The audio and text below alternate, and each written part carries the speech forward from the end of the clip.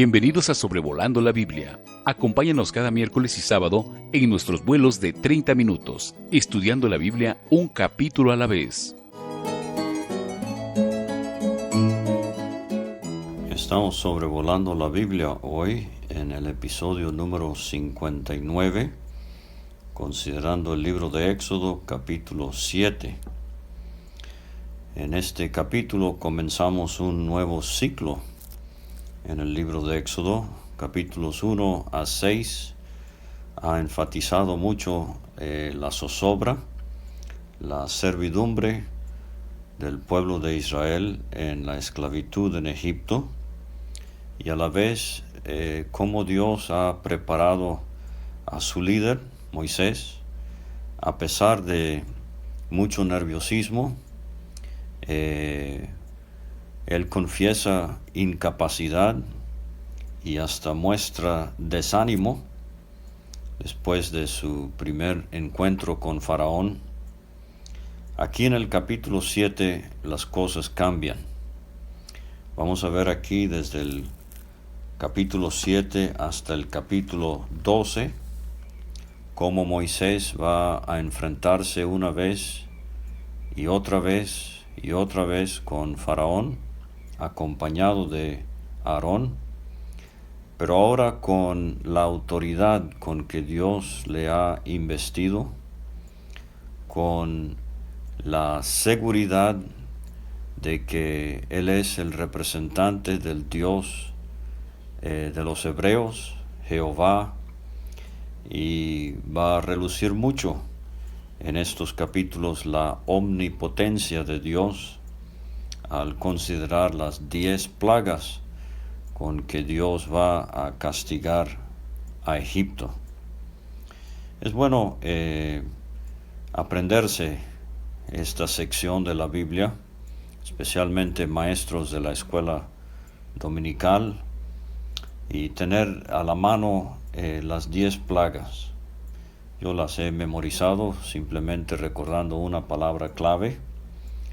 La primera plaga de sangre, la segunda ranas, la tercera piojos, la cuarta moscas, la quinta la muerte del ganado, la sexta úlceras, séptima granizo, octava langostas, novena tinieblas y número 10 la muerte del primogénito. Vamos a decir más de estas plagas en un momento, pero el resultado es que Faraón por fin deja ir al pueblo de Israel, y Moisés es el líder que Dios ha escogido para tal liberación.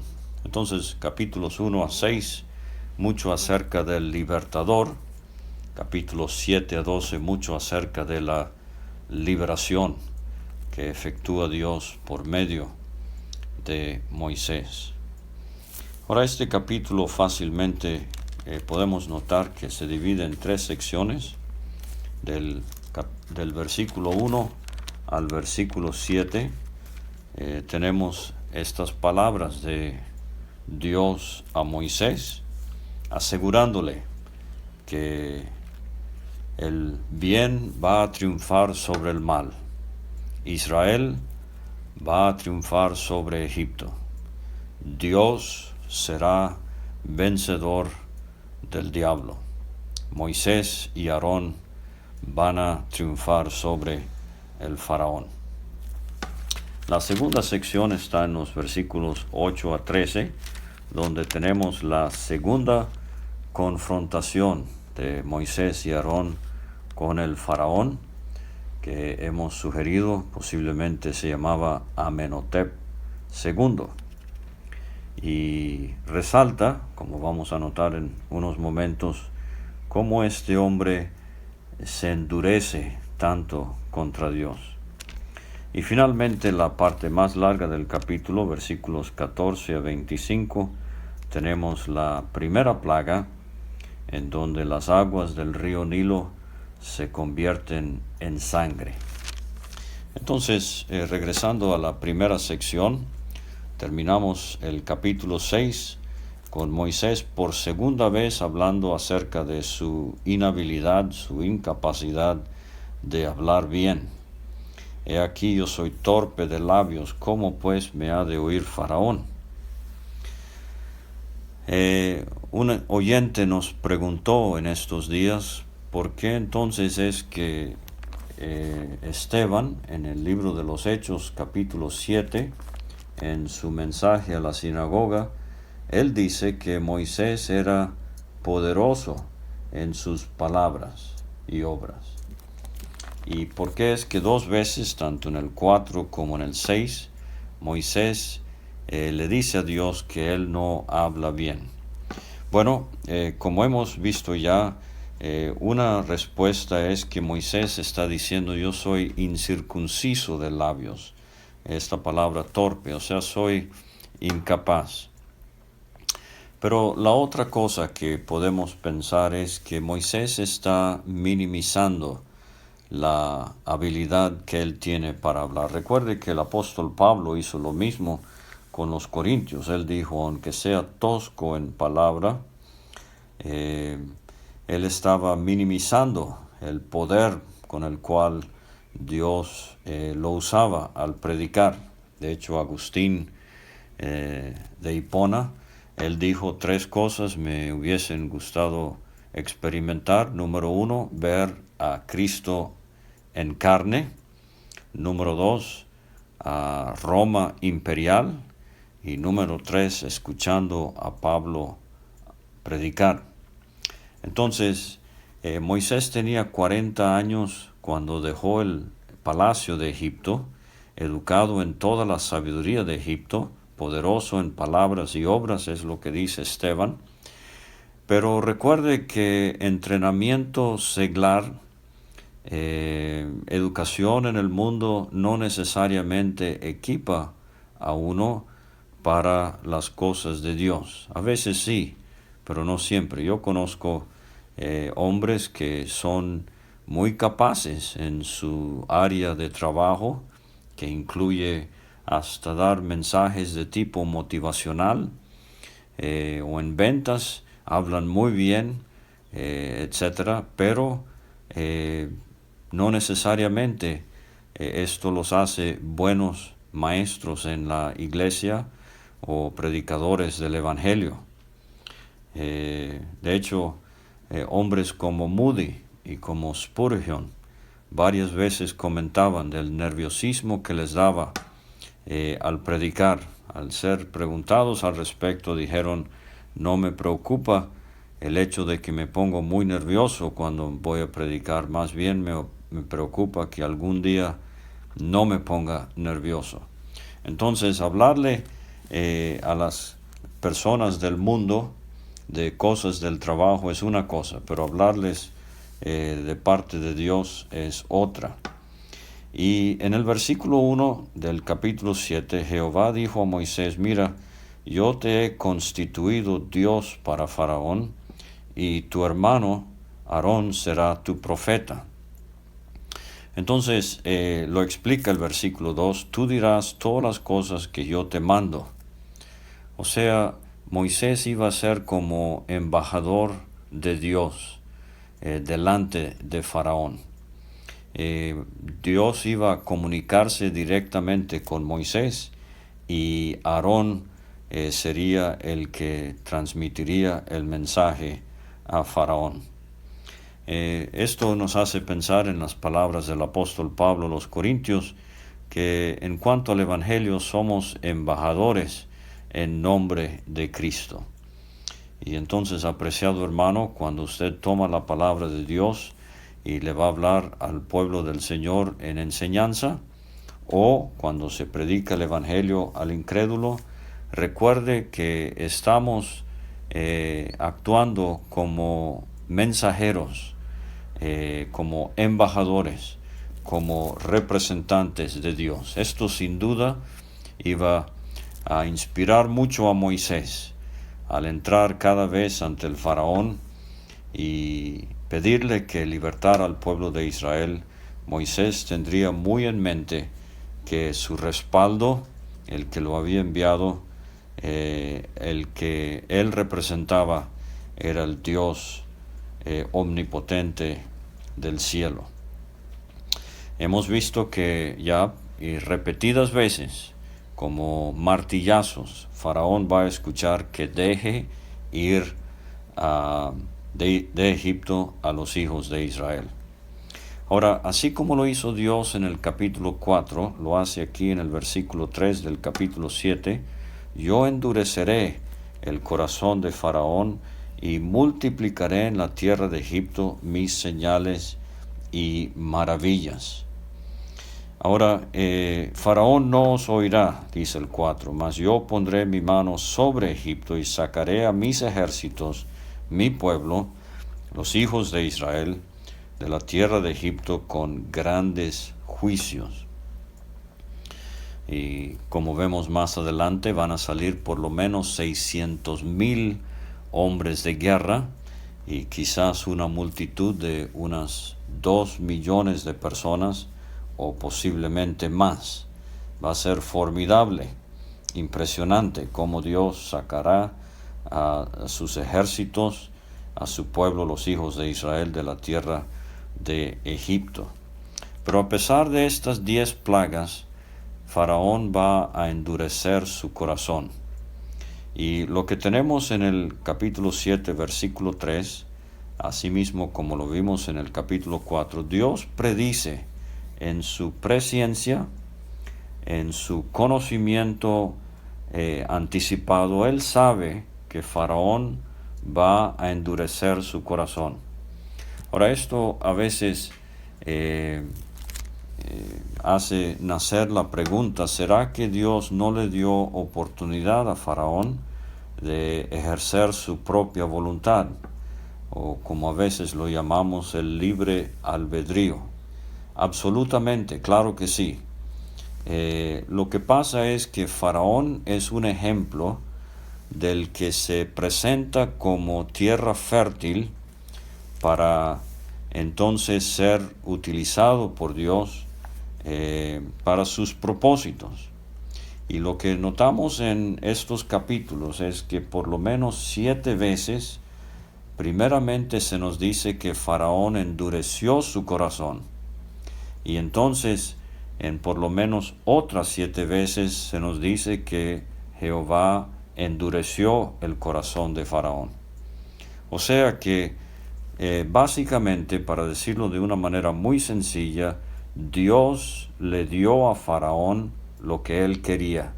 Le endureció el corazón, si quiere, como juicio, si quiere como disciplina divina, porque esto es lo que repetidas veces Faraón había indicado que era lo que él quería. Entonces, si tiene a la mano una lapicera y quiere notar las veces que Faraón endurece su propio corazón, 7:13, 7:14, 7:22, 8:15, 8:19, 8:32 y 9:7. Pero entonces leemos de ocasiones cuando Dios le endureció el corazón. Y eso lo tenemos en el capítulo 9, versículo 12, 10:1, 10:20, 10:27, 11:10, 14, versículos 4 y 8. Y Pablo usa esto como ejemplo en Romanos capítulo 9, que Dios endureció el corazón del que había endurecido su corazón para usarlo como instrumento para llevar a cabo sus propósitos y así mostrar su gloria. Ahora entonces tenemos este asunto de los grandes juicios y se refiere aquí a las plagas que iban a ser señales y maravillas. Dios iba a manifestar su poder. Dios iba a glorificarse en el triunfo contra Faraón y Egipto.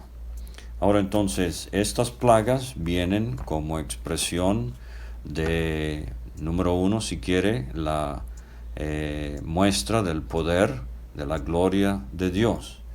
Número 2, venganza sobre la tierra de Egipto por la crueldad con que han tratado a su pueblo. Número 3, confirmación de Dios para su pueblo Israel en cuanto a los propósitos divinos.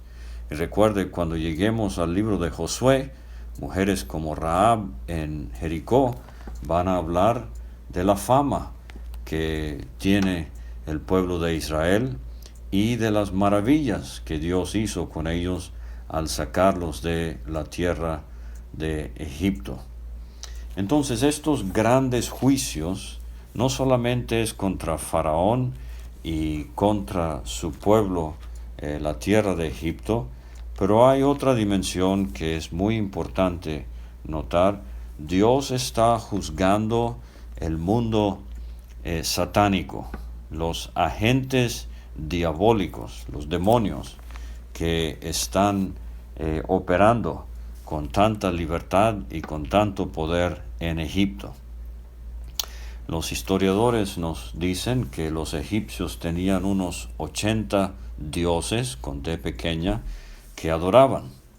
Esto me hace recordar al hermano James Corey de Irlanda, que sirvió al Señor en el Japón como misionero por muchos años.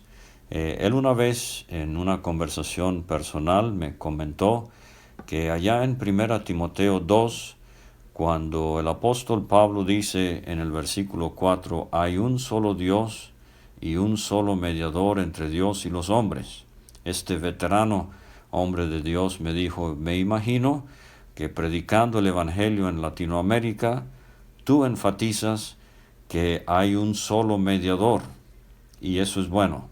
Yo necesito, me dijo él, constantemente recordarle a los japoneses la primera parte del versículo, hay un solo Dios, porque los japoneses tienen 8 millones de dioses. El único que no es Dios es el perro, porque él es el amigo del hombre. Bueno, los egipcios tenían unos 80 dioses, y hay en este aspecto dos versículos que quiero notar.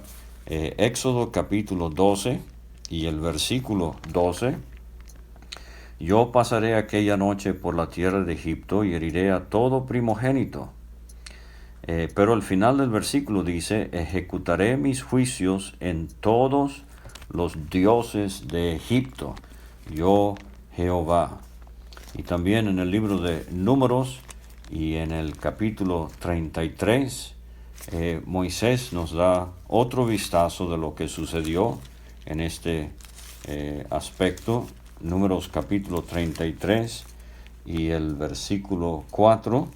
Mientras enterraban los egipcios a los que Jehová había herido de muerte de entre ellos, a todo primogénito, también había hecho Jehová juicios contra sus dioses. Entonces, una de las cosas que sucede con estas 10 plagas es que Dios va a traer sus juicios no solamente sobre humanos, pero también sobre demonios.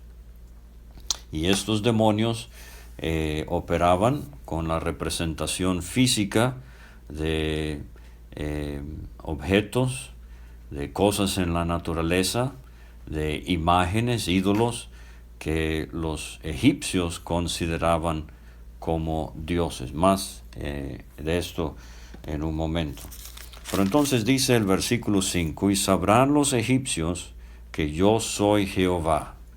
Recuerde que eso fue lo que dijo Faraón en el capítulo 3. ¿Quién es Jehová? Yo no conozco a Jehová. Bueno, dice Dios, sabrán los egipcios que yo soy Jehová, el Dios autoexistente, el Dios eterno. Este es su nombre personal que hemos venido viendo desde el capítulo 3. Cuando extienda mi mano sobre Egipto y saque a los hijos de Israel de en medio de ellos. E hizo Moisés y Aarón como Jehová les mandó, así lo hicieron. Esta expresión aparece unas 10 veces en el Éxodo. Cuando lleguemos a lo del tabernáculo, lo vamos a ver varias veces. Y vemos la obediencia con que Moisés y Aarón efectúan lo que Dios les pide. Para andar con Jesús, dice el himno, no hay sendero mejor que guardar sus mandatos de amor. Obedientes a Él, siempre hemos de ser. Esto es lo que Dios quiere para nosotros, que si Él lo dice en su palabra y aplica a nuestras vidas, a nuestras iglesias, entonces debemos obedecer. Ahora, el final de esta sección tiene una nota biográfica llamativa.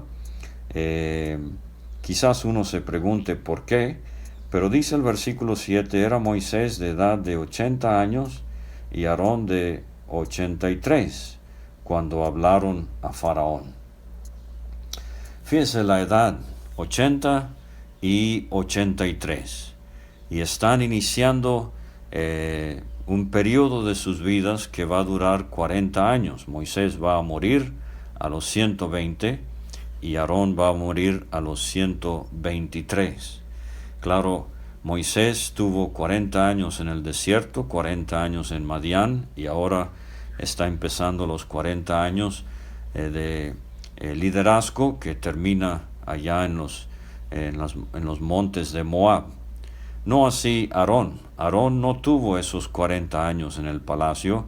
Él se presenta aquí de un hombre de 83 años, y vamos a ver que el hecho de que Aarón sufrió el látigo de la esclavitud mientras Moisés estaba en el palacio, va a equipar a Aarón como un sumo sacerdote de Israel compasivo al conocer en carne propia lo que ellos habían sufrido. Y es Aarón entonces una hermosa figura en este sentido de nuestro gran sumo sacerdote, el Señor Jesucristo, que estuvo aquí, y él compasivo, tierno, él conoce muy bien lo que es vivir en este mundo. Ahora quiero notar nada más su edad, 80 y 83. No eran muchachos. Estos eran dos hombres ancianos de edad. Y yo quiero animar a creyentes que quizás de 80 años o más estén pensando que ya no hay nada que ellos puedan hacer para el Señor. Bueno, tome ejemplo aquí en Moisés y Aarón. Recuerdo el hermano Marcol, que sirvió al Señor por más de 50 años. Él había trabajado en Cuba, salió de allí en los años 60, se regresó al Canadá, pero ya un hombre de 78 años, él escuchó un reporte misionero sobre la urgente necesidad de obreros en El Salvador, y él y su esposa, a esa edad, 78 años, dejaron Canadá y sirvieron al Señor en el país de El Salvador. Muy loable. Y recuerdo también una nota familiar. Cuando yo era adolescente acompañé a don Santiago Seward en Venezuela. Había muerto una viuda en Estados Unidos y le dejó su herencia y le mandó esos dineros a don Santiago, y lo acompañé al banco el día que él retiró ese dinero para comprar una carpa, una tienda de lona. Él tenía 80 años de edad y bautizó como si fuera la carpa con el nombre de El Pionero, porque quería que esa carpa se pusiese solamente en lugares donde antes no se había predicado el Evangelio. Y esto es lo que nos hace mucha falta hoy, y especialmente en días con la comodidad de Zoom y de Facebook y de otras plataformas y redes sociales, la comodidad de no tener que salir de casa y sentarnos nada más en habitaciones con aire acondicionado. Es muy fácil evangelizar así, pero damos gracias a Dios por hombres que hasta en la vejez tenían ese empeño de sudar y de trabajar para el Señor y de llevar el Evangelio a los que no lo conocían. Entonces, 80 y 83 años, estos dos hombres están empezando un tremendo periodo de servicio para el Señor. Ahora, la segunda sección es la confrontación con Faraón. Dice el versículo 8, habló Jehová a Moisés y a Aarón diciendo, si Faraón os respondiere diciendo, mostrad milagro, dirás a Aarón, toma tu vara y échala delante de Faraón para que se haga culebra. Ahora, esto nos introduce un tono algo macabro, si quiere satánico, la vara y la culebra, en un país dominado por Satanás, como ya hemos visto, y una multitud de demonios. Es muy llamativo que la señal que se iba a usar era lo de una vara y una culebra. Aquí se echaba la culebra hacia abajo. Juan nos habla de cómo el Señor Jesucristo se refirió a sí mismo como una serpiente, pero no echada, sino levantada. Así como Moisés levantó la serpiente en el desierto, así es necesario que el Hijo del Hombre sea levantado. Pero llegan ante Faraón, versículo 10, hicieron como Jehová lo había mandado, y echó Aarón su vara delante de Faraón y de sus siervos, y se hizo culebra. O sea, un palo se hizo culebra.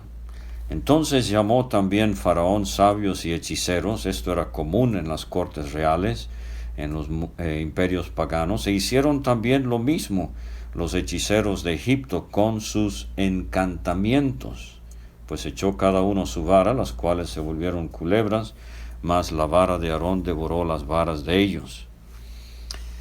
La palabra culebra aquí es interesante, no es la misma que el capítulo 4. Esta es una palabra más amplia que incluso llega a incluir dragones en otras partes del Antiguo Testamento. Y es curioso que se use esta palabra, porque fíjense lo que dice el libro de Ezequiel, capítulo 29, versículo 3, habla y di, así ha dicho Jehová el Señor, he aquí yo estoy contra ti, Faraón, rey de Egipto, el gran dragón que yace en medio de sus ríos, el cual dijo, mío es el Nilo, pues yo lo hice. Entonces, una formidable señal, un milagro portentoso. Pero ¿qué pasa aquí? Creo que Dios realmente convirtió el palo en una serpiente o en otro tipo de animal, quizás una serpiente voladora, algún tipo de dragón, pero los magos en Egipto, los hechiceros hacen lo mismo, pero yo les sugiero que ellos han entrenado culebras para que parezcan rígidos como varas, como palos, y entonces despiertan estas culebras al momento, y el truco es que parece que un palo se convirtió en una culebra. Porque lo que vamos a ver es que ellos pueden imitar ciertos milagros que hacen Moisés y Aarón, pero cuando llegan a lo de los piojos, ellos tienen que reconocer que convertir piojo del polvo de la tierra es imposible. Dedo de Dios es este. Y quiero detenerme para recordarle que Satanás tiene muchísimo poder. Él no es omnipotente, pero tiene mucho poder y él puede hacer milagros. Y lo vamos a ver aquí en Egipto. Ellos van a poder convertir agua en sangre. Ellos van a poder dirigir ranas. Ellos van a poder hacer muchas cosas, pero no pueden producir vida. Pedro, predicando en el libro de los Hechos, nos recuerda que Cristo es el autor de la vida. Y creo esto firmemente. Pero, por ejemplo, tenemos en los evangelios como Cristo dice de algunos que quedándose fuera dirán, Señor, ábrenos. En tu nombre hicimos muchos milagros. En tu nombre echamos fuera demonios, etc. O sea, no eran del Señor, pero poder satánico los ayudó a hacer tales cosas. Y tenemos también, obviamente, en el libro de Apocalipsis, en el capítulo 13, la bestia, el falso profeta, ellos van a hacer señales. Y el apóstol Pablo nos dice esto en 2 Tesalonicenses capítulo 2, cuando él describe a la bestia, el anticristo, el hombre de pecado, el hijo de perdición. Él dice, cuyo advenimiento es por obra de Satanás, con gran poder y señal y prodigios mentirosos, y con todo engaño de iniquidad para los que se pierden por cuanto no recibieron el amor de la verdad para ser salvos. Entonces, creyente, no todos los milagros son divinamente producidos, algunos son satánicos.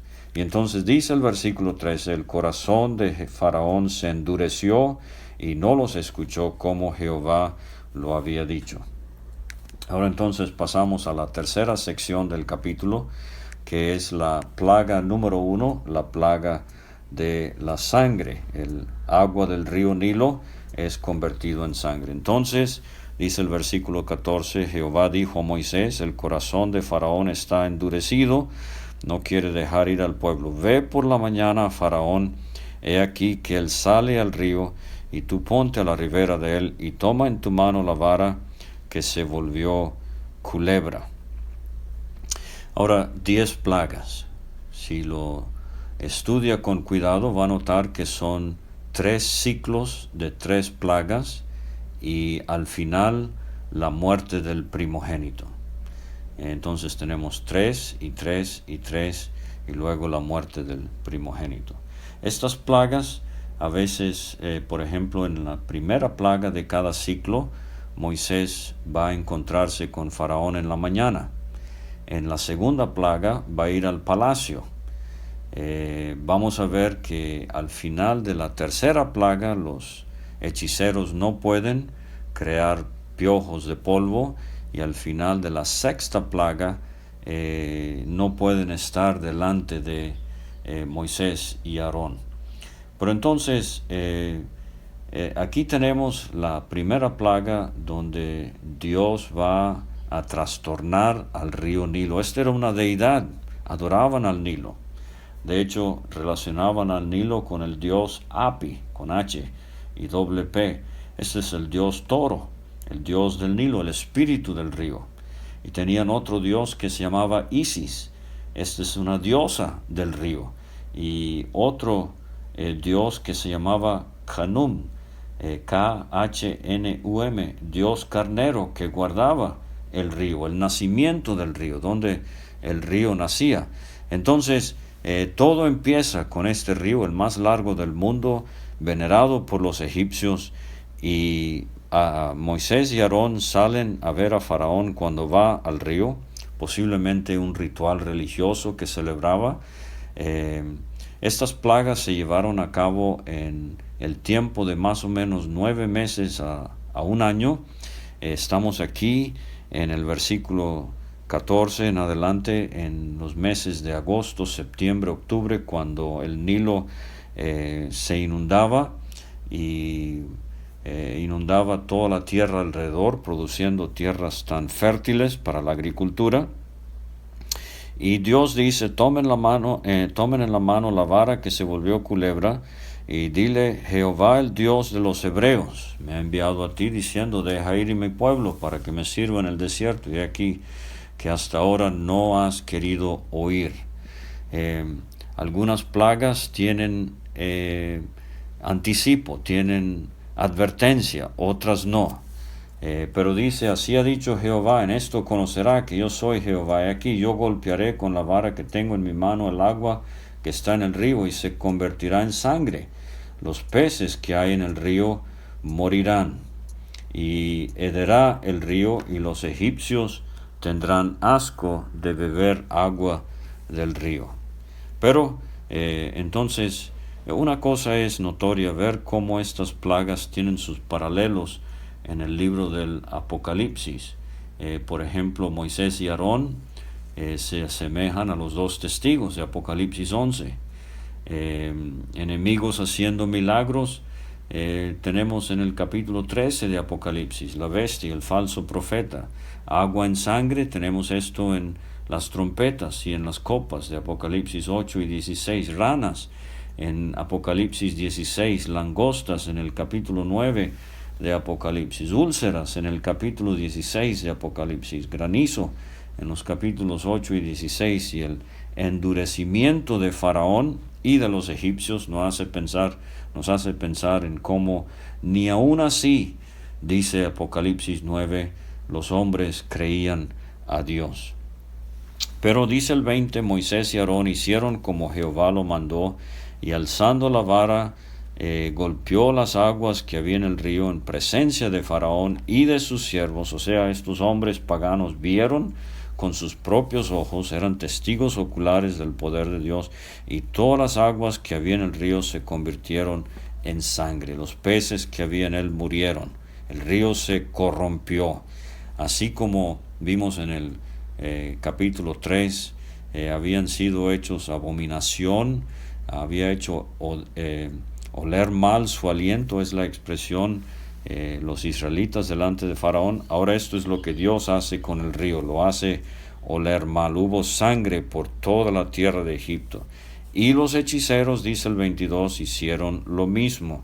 Al diablo le gusta imitar lo que Dios hace, le encanta, pero no es lo genuino, y tenemos que tener cuidado en nuestros días. Recuerde la parábola del trigo y de la cizaña. El trigo son los hijos del reino, cizaña son los hijos del malo.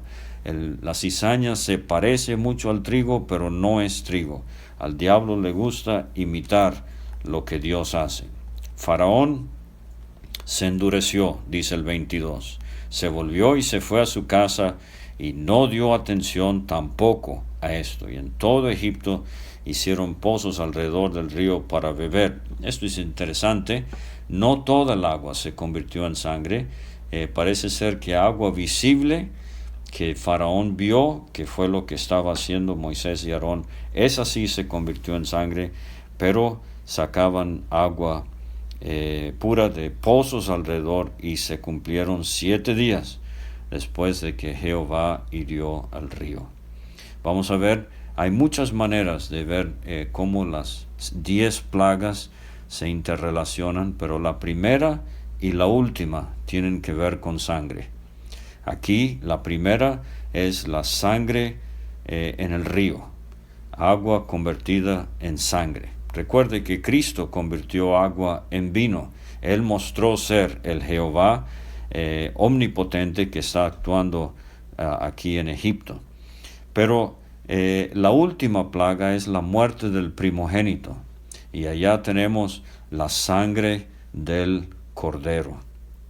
Entonces, Dios está actuando en juicio contra Egipto, contra el faraón y sobre todo contra el diablo y sus servidores, los demonios. Muchas gracias por escuchar Éxodo capítulo 7 y le esperamos otra vez para que nos acompañe en el sobrevuelo de Éxodo capítulo 8. Gracias por escuchar este estudio. Escríbenos a sobrevolandolabiblia@gmail.com. Visita nuestra página www.graciamasgracia.com. Hasta la próxima.